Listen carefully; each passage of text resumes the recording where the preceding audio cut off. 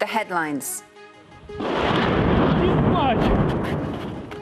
Kherson under fire. Russian troops continue to attack the Ukrainian city. 3 people are killed. President Zelensky describes the shelling as atrocious.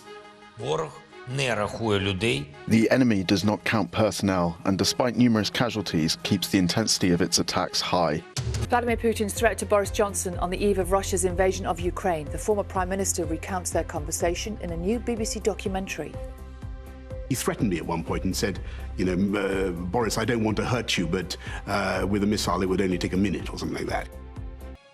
We start the show for you in Ukraine, where it's being reported that a missile hit a residential building in the country's second largest city, Kharkiv. Now, that's according to local officials. This image has been filed by the Reuters news agency. This is a developing story, and there's no word yet about any casualties, but as soon as we do get more information, we'll bring it to you. And this follows intense fighting, of course, in the key southern city of Kherson, which has come under fire once again from Russian troops. 3 people have been killed there and 6 others injured in the intense shelling. The attack came from Russian troops stationed on the opposite bank of the Dnipro River. Local officials say multiple launch rocket systems, artillery, mortars and tank shells were used. Damage was reported to a regional hospital, a school and residential buildings, amongst others.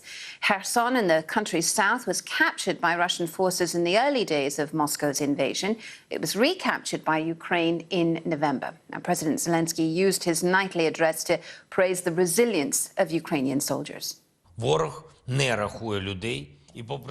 enemy does not count personnel and, despite numerous casualties, keeps the intensity of its attacks high.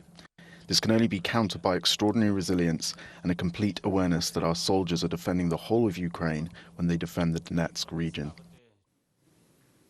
Well, meanwhile, the question of how the West arms Ukraine and with what has reared its head again as the German Chancellor Olaf Scholz ruled out sending fighter jets. Ukrainian officials have asked allied nations to create a fighter jet coalition to help them further repel Russia. But in an interview with the newspaper Tagesspiegel, the German Chancellor urged Western nations not to join a bidding war for more sophisticated weaponry. Last week, you might remember, Germany announced it will deliver its Leopard 2 battle tanks to Ukraine after weeks of pressure from NATO and European Union allies.